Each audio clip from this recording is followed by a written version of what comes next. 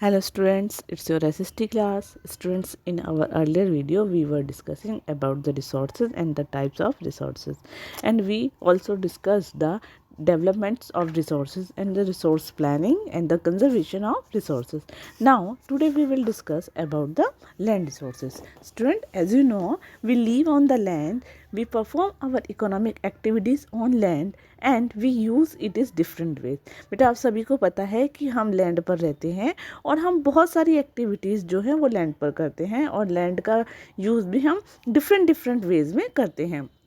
दस land is natural resource of of most importance. और आप सबको ये पता भी है कि जो लैंड है वो हमारी एक बहुत ही इम्पोर्टेंट नेचुरल रिसोर्स है.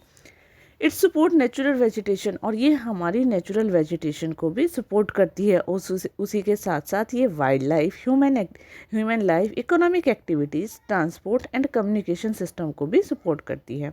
However land is an asset of finite magnitude, therefore it is important to use the available land for various purpose with careful planning. आप सबको पता है कि लैंड जो है वो एक लिमिट रिसोर्सेज है और इसीलिए हम जो लैंड है इसका जितना भी हमारे पास लैंड है उसका यूज़ हम डिफरेंट जो अपनी एक्टिविटीज़ है, अपने डिफरेंट वेरियस पर्पस के लिए हम इसका उपयोग करते हैं.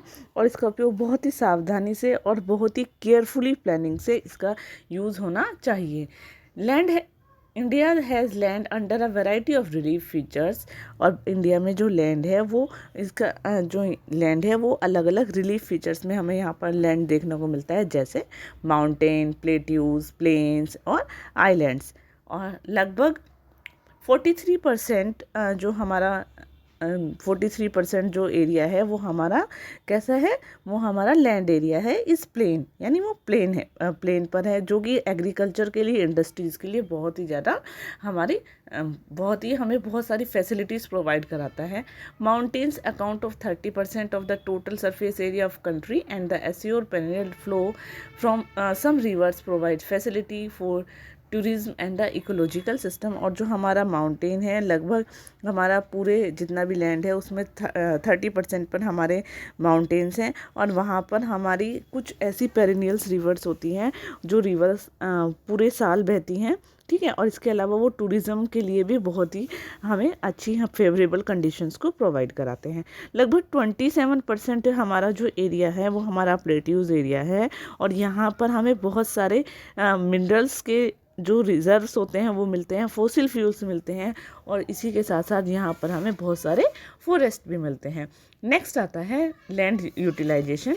लैंड यूटिलाइजेशन क्या है बेटा, हम लैंड जो है हमारे एक रिसोर्सेज है और हम उसका अलग अलग डिफरेंट पर्पस के लिए उसको हम यूज़ करते हैं. जैसे कि लैंड हमारा किस लिए यूज़ होता है, फॉरेस्ट्स के लिए यूज़ होता है. Secondly, land not available for cultivation. कुछ लैंड ऐसी भी है जो हम कल्टिवेशन के लिए यूज़ नहीं करते हैं. उसमें हमारी 2 टाइप्स की लैंड होती है, जिसको फर्स्टली बैरन या हम वेस्ट लैंड कहते हैं. Second, land put on non agriculture, जहाँ पर हमारी एग्रीकल्चर नहीं होती है. एग्जांपल, बिल्डिंग, रोड या फैक्ट्रीज लगाई जाती हैं. Third, other uncultivated land. इसके अलावा बहुत और भी दूसरी अनकल्टिवेटेड लैंड है, जैसे कि हम बहुत सारी ऐसी है परमानेंट पास्चर और ग्रेजिंग लैंड है, जहाँ पर हमें परमानेंट पास्चर देखने को मिलते हैं, यानी जो चारे के लिए जो हमारी लैंड होती हैं. Secondly, land under miscellaneous tree crop Grove not including in net sown area. और कुछ हमारी ऐसी भी होती हैं जहाँ पर हमारी लैंड जो होती है मिसलेनियस ट्री क्रॉप्स के लिए यूज़ होती है, यानी वहाँ पर अलग अलग तरह के हमें पेड़ पौधे या फिर हमें जो ट्री देखने को मिलते हैं. थर्ड है हमारी कल्टिवेबल वेस्ट लैंड, यानी ऐसी जो बिल्कुल जहाँ कोई भी कल्टीवेशन नहीं होता है. Left uncultivated for more than 5 agriculture year, या जिसको हम 5 साल से ज़्यादा के लिए खाली छोड़ देते हैं, ठीक है. नेक्स्ट आती है हमारी फैलो लैंड. ये भी 2 टाइप्स की होती है. करंट फैलो यानी जिसको हम जहाँ पर एग्रीकल्चर के लिए 1 या उससे कम समय के लिए हम खेती नहीं करते हो, 1 साल या उससे कम का थोड़ा सा समय होता है, वहाँ पर हम उसकी खेती नहीं करते हैं. नेक्स्ट है अदर देन करंट फैलो, यानी करंट फैलो से जो दूसरी होती है हमारी, यहाँ पर हम 1 से लेकर 5 ईयर्स तक के लिए खेती नहीं करते हैं। फिफ्थ है हमारी net sown area. Net sown area में क्या होता है, यहाँ पर हम जो खेती करते हैं, कृषि करते हैं, वो 1 साल में 1 बार से अधिक जितना भी हमारा खेत बोया जाता है उसमें जोड़ दिया जाता है। तो हमारा उससे क्या निकल जाता है बेटा, हमारा उससे ग्रोस क्रॉप एरिया निकल जाता है। ओके,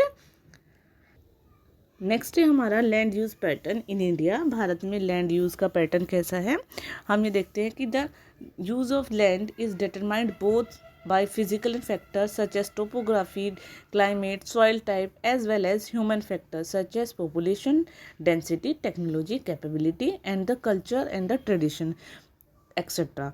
तो हमारा जो लैंड है, लैंड का जो यूज़ होता है उसको अलग अलग फैक्टर जो होते हैं वो उसको इन्फ्लुएंस करते हैं। जैसे कि हमारे फिजिकल फैक्टर हैं, जैसे हमारा टोपोग्राफी है, क्लाइमेट है या सॉइल टाइप्स है। इसी के साथ साथ हमारे कुछ ह्यूमन फैक्टर भी होते हैं जो उसको बहुत ज़्यादा इन्फ्लुएंस करते हैं।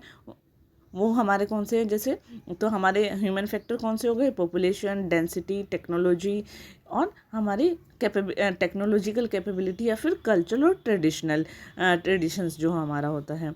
टोटल ज्योग्राफिकल एरिया जो है इंडिया का वो कितना है, 3.28 square kilometre land use data, यानी 3.28 जो हमारा मिलियन स्क्वायर किलोमीटर है, इसमें से 93% जो होता है 93% के ही हमारे पास क्या है, टोटल एरिया है हमारे पास जो यूजेबल है, उनके ही हमारे पास डेटा है। क्योंकि जो नॉर्थ ईस्टर्न हमारे जो स्टेट हैं उनमें असम को छोड़कर बाकी जितने भी हमारे रीजन हैं, बाकी जितने भी हमारे स्टेट हैं, उनके जितने भी बारे में हमारी जानकारी हमें उपलब्ध नहीं है, यानी उनका डेटा हमारे पास, असम को छोड़कर बाकी किसी का डेटा हमारे पास पूरा नहीं है। Moreover some areas of Jammu and Kashmir occupied by Pakistan and China have also not been surveyed. इसके अलावा जम्मू और कश्मीर में पाकिस्तान और चीन का जो एरिया है, चीन ने और पाकिस्तान ने जिसके ऊपर कंट्रोल किया गया है,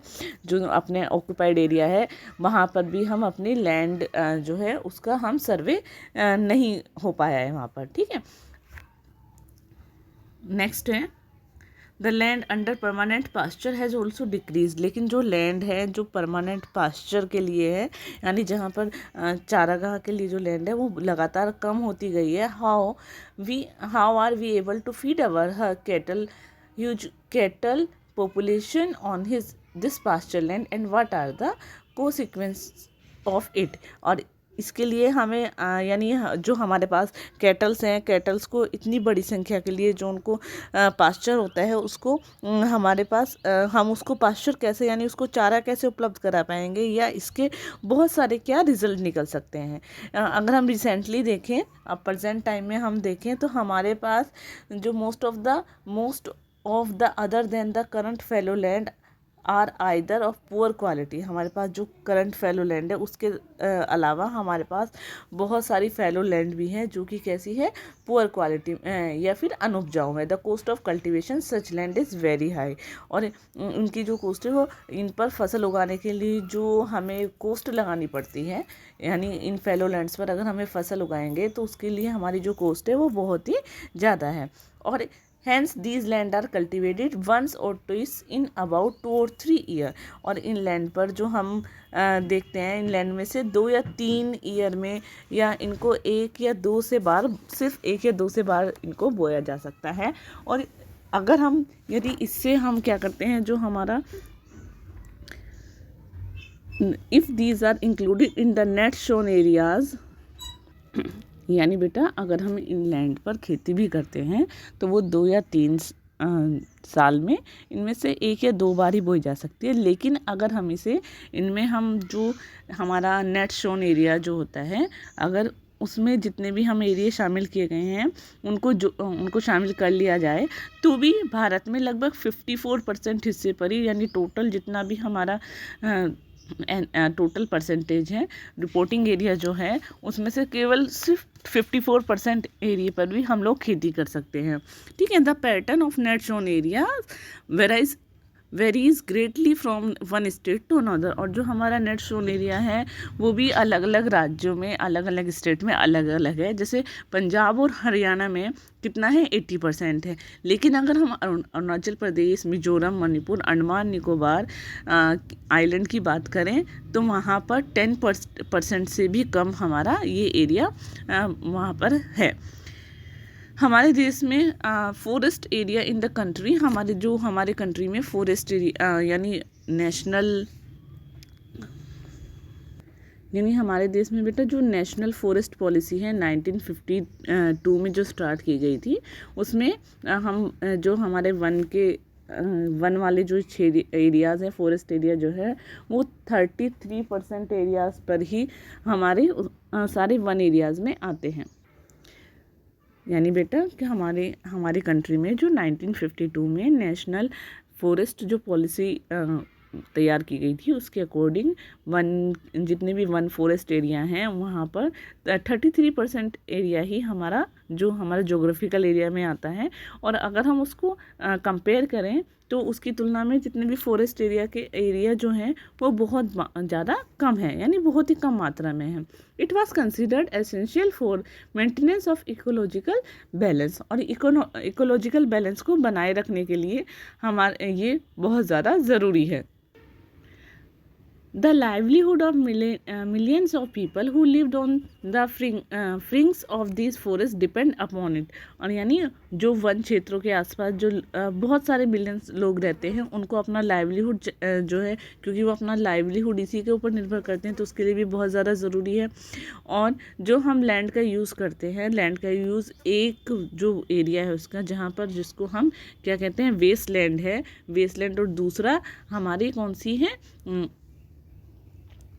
हमारी land put to other non agriculture use, यानी जिसमें एग्रीकल्चर हमारा नहीं होता, हम उसमें बहुत सारी उसको हम क्या कहते हैं बाकी चीज़ों के लिए भी यूज़ कर सकते हैं। यानी हमारे यहाँ जो भूमि का लैंड का जो एक बहुत बड़ा भाग है वो बंजर भूमि है, और दूसरा उसके ऊपर हम कोई भी खेती नहीं करते हैं, वो भी हमारा क्या कहलाता है, लैंड, हमारा land put other than agriculture वाला जो एरिया वो भी हमारा लैंड का ही एक पार्ट है, यानी इसको भी हम भूमि में ही, अपनी लैंड में ही यूज़ करते हैं। वेस्ट लैंड, जिसमें कि हमारा कौन सी वेस्ट लैंड में हमारी कौन सी चीज़ें होती है, जैसे कि रॉकी, एरिड या डेजर्ट एरिया होता है। And land put to other than agriculture uses, और जो हमारी land put to other than agriculture, यानी एग्रीकल्चर से के अलावा बाकी सभी चीज़ों में जो लैंड का यूज़ होता है, उसमें हम किन चीज़ों को यूज़ करते हैं, जैसे जिस लैंड पर रोड बनाई गई, रेलवेज या इंडस्ट्री बनाई गई, continuous use of land over a long period of time without taking appropriate measure to conserve and manage it. यानी बहुत लंबे समय तक जो लगातार हम जो लैंड को कंजर्व करके रखते हैं, या उसकी जो हमारा लैंड मेजर्स के लिए कंजर्व का हम लगातार उसको अवॉइड करते रहते हैं, और ये हमारे इन सब लगातार लैंड को यूज़ करने के कारण हमारे जितने भी लैंड रिसोर्सेज हैं उनका क्या हो रहा है, हमारा बहुत ज़्यादा नुकसान हो रहा है। ठीक है, यानी हम क्या करते हैं, कंटिन्यूस लैंड का बहुत लंबे समय तक यूज़ करते रहते हैं, और विदाउट किसके, बिना किसी उसको कंजर्व किए, ठीक है, या उसको बिना मेजर टू कंजर्व, बिना उसको मैनेज किए, तो इसके कारण हमारी लैंड डिग्रेडेशन हो रहा है। This is turn that serious repercussion on the society and environment, और इसके कारण हमारी सोसाइटी और इन्वायरमेंट में बहुत बड़ा हमारे ऊपर एक प्रॉब्लम आ सकती है, बहुत ज़्यादा बड़ी हमारे ऊपर एक डिज़ास्टर, कोई भी आपदा आ सकती है। ठीक है, नेक्स्ट है land degradation and the conservation measures. Land degradation और उसको किस तरीके से हम उसको कंजर्व करके रख सकते हैं। We have shared our land with the past generation and will have to do so with the future generation too. बेटा आप सबको पता ही है कि लैंड एक ऐसा रिसोर्सेज है जिसका यूज़ हमारे पूर्वज, ठीक है, यानी हमारे फादर, हमारे ग्रैंडफादर, ठीक है, सभी लोग करते हैं, और आगे आने वाली जो हमारी जनरेशन है उनको भी इसका यूज़ करना है।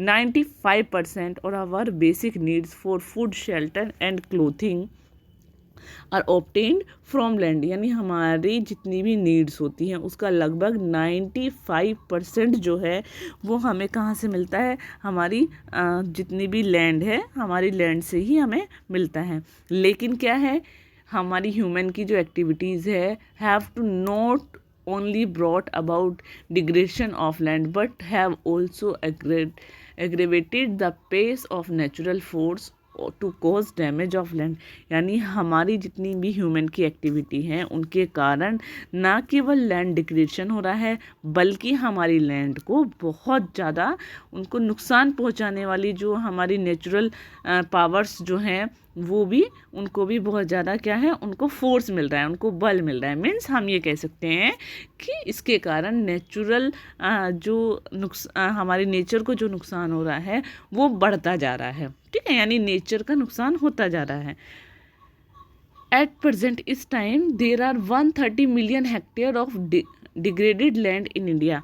लगभग हमारे इस अगर हम अब देखें तो 130 मिलियन हेक्टेयर जो लैंड है उसका डिग्रेड हो चुका है, उसका नुकसान हो चुका है। Approximately 28% of it belong to category of forest degraded area, और लगभग 28% जो है वो किससे बिलोंग करती है, फॉरेस्ट एरिया से बिलोंग करती है। 56% एरिया जो होता है हमारा वो वाटर इरोड्स एरिया से, यानी जहाँ पर जल के कारण नुकसान हुआ है, और बाकी हमारा जो बचा हुआ है वो rest of the affected by saline and एल्केन डिपॉजिट्स, यानी हमारा सैलिन और एल्केन डिपॉजिट से होता है। सम ह्यूमन एक्टिविटीज़, कुछ ह्यूमन एक्टिविटीज़ भी हैं जैसे deforestation, overgrazing, mining, quarrying to had contribute significantly in land degradation. तो लैंड डिग्रेडेशन किसके कारण, यानी बेटा हमारा लैंड डिग्रेडेशन के कौन कौन से कारण हुए।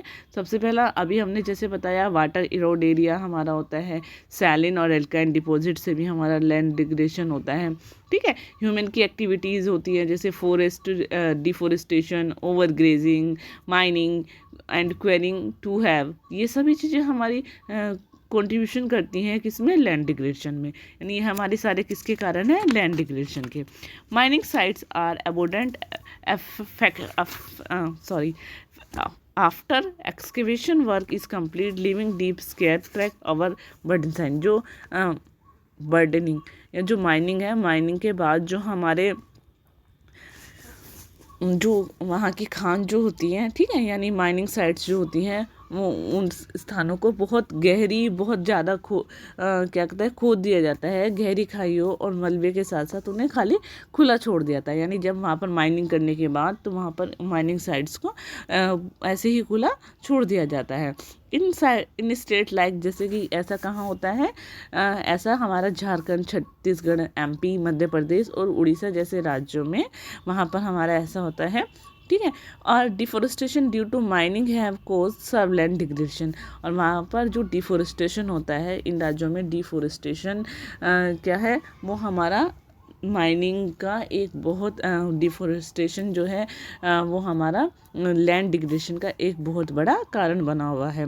ठीक है, इन स्टेट्स लाइक गुजरात, जैसे गुजरात, राजस्थान, मध्य प्रदेश, महाराष्ट्र में ओवरग्रेजिंग हमारा लैंड डिग्रेडेशन का कारण है। लेकिन अगर पंजाब, हरियाणा और हम वेस्ट यूपी की बात करें तो ऐसे राज्यों में जो हमारी बहुत ज़्यादा सिंचाई वाली भूमि है उसके वही हमारी क्या है, लैंड डिग्रेडेशन के लिए बहुत बड़ा कारण, due to water logging leading in increase in salinity.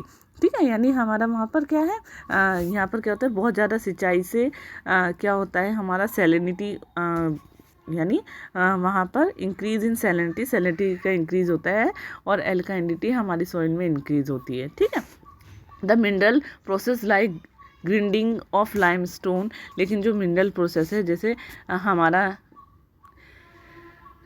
Limestone की ग्राइंडिंग्स जो होती है फॉर सीमेंट इंडस्ट्री के लिए, या calcite and the soapstone for ceramic industry, यानी हमारा जो जैसे चूना है या जो हमारी सोप स्टोन है उनके लिए हम उनका उपयोग बहुत ज़्यादा मात्रा में होता है, तो उससे हमारे क्या होता है, हमारे एटमॉस्फेयर में बहुत ज़्यादा डस्ट होती है। ठीक है, और जब इसकी ये जो डस्ट होती है, जब इसकी परत हमारी ज़मीन पर जम जाती है तो हमारा क्या होता है, मिट्टी की जल सोखने की जो शक्ति होती है वो रुक जाती है। यानी बेटा कि जब जैसे सीमेंट इंडस्ट्री में जब हमारा सीमेंट बनाया जाता है तो उससे क्या होता है, उससे या फिर जो मिट्टी के बर्तन बनाने वाला जो काम होता है उसमें चूने से जो बनते हैं तो उसकी क्या होती है, डस्ट बहुत ज़्यादा उड़ती है, तो वो हमारे इन्वायरमेंटल में सारे में धूल धूल कर देती है। ठीक है, और जब ये डस्ट जो होती है ये हमारे इसकी एक हमारी ज़मीन पर एक परत सी बन जाती है, एक लेयर बन जाती है। तो उसके बाद क्या होता है, जो मिट्टी की हमारी जो लैंड की जो जल को सोखने की जो शक्ति होती है वो बहुत ज़्यादा कम हो जाती है। ठीक है, तो लास्ट के अगर हम कुछ ईयर्स में देखें तो हमारा जो हमारे देश के अलग अलग भागों में जो हमारा इंडस्ट्रियल इन्फ्लुएंस जो वेस्टेज होता है उससे बाहर आने वाले जितने भी हमारे मेजर सोर्स हैं, ठीक है, वो हमारी भूमि यानी हमारी लैंड और हमारे वाटर पोल्यूशन का एक बहुत ज़्यादा मेजर क्या है, सोर्स बने हैं। यानी हमारा इंडस्ट्रियल जो हमारा वेस्टेज होता है वो हमारा लैंड और हमारे वाटर पोल्यूशन का एक बहुत बड़ा कारण है। There are many way to solve the problem of land degradation. अब है लैंड डिग्रेडेशन को सॉल्व करने के बहुत सारे हमारे वेज हैं। सबसे पहले हमें क्या करना चाहिए, हमें एफोरेस्टेशन हमारा मेन सोर्स है, यानी एफोरेस्टेशन बहुत ज़्यादा पेड़ लगा लेने चाहिए। Proper management of the grazing land can help to some extent, और जो ग्रेजिंग लैंड है उनका भी प्रॉपर मैनेजमेंट होना चाहिए। Planting of shelter belt of plant, हमें जो शेल्टर बेल्ट होती है प्लांट्स की उनको लगाना चाहिए, यानी पेड़ों की जो शेल्टर बेल्ट है वो लगाने चाहिए। कंट्रोल ऑन द ओवरग्रेजिंग को कंट्रोल करना चाहिए। Stabilisation of sand dunes by growing thorn brushes are some of the method to check land degradation, यानी जो हमारा रेतीले जो हमारे सैंडून्स होते हैं उनको उन पर कांटेदार झाड़ियाँ लगा लेनी चाहिए ताकि हमारा जो मिट्टी का कटाव है उनको रोका जा सके। इसके अलावा proper management of waste land, जो वेस्ट लैंड है उसका प्रॉपर मैनेजमेंट होना चाहिए, यानी ज़रूरी नहीं है कि हम उनके ऊपर खेती करें, बाकी चीज़ों में भी यूज़ कर सकते हैं। Mining, control on mining activities पर कंट्रोल करना चाहिए। Proper discharge and disposal of industrial influence and waste after treatment can reduce land, यानी जैसे हम माइनिंग के बाद या जो हमारा वेस्टेज निकलता है, यानी जो हमारा डिस्पोजल ऑफ इंडस्ट्रियल इन्फ्लुएंस, यानी जो हमारा इंडस्ट्रीज से जो बहुत सारा वेस्ट जो जल निकलता है उसके बाद हम उसको क्या करते हैं, कम कर सकते हैं। कैन रिड्यूस लैंड, ट्रीटमेंट कर सकते हैं उसको, दोबारा से साफ़ करके उसको यूजेबल जो उसमें यूज़ कर सकते हैं, और उसको ताकि हम अपनी वाटर और लैंड पोल्यूशन को कम कर सकते हैं। ठीक है,